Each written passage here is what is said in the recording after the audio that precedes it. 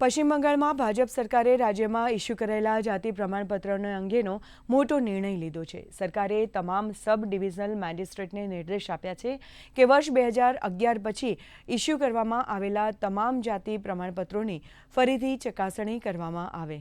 આ પગલાંનો મુખ્ય હેતુ રાજ્યમાં ઇસ્યુ કરાયેલા પ્રમાણપત્રોની સત્યતા અને પારદર્શિતા સુનિશ્ચિત કરવાનો જણાવવામાં આવ્યો છે. આ સમયગાળા દરમિયાન જે લોકોના નામ SIR અભિયાનમાં મતદાર યાદીમાંથી હટાવી દેવામાં આવ્યા છે તેમના પણ જાતિ પ્રમાણપત્રોની સમીક્ષા કરવામાં આવશે. સરકારી આંકડાઓ અનુસાર વર્ષ 2011 પછી અત્યાર સુધીમાં આશરે 1.69 કરોડ જાતિ પ્રમાણપત્રો ઇસ્યુ કરવામાં આવ્યા છે.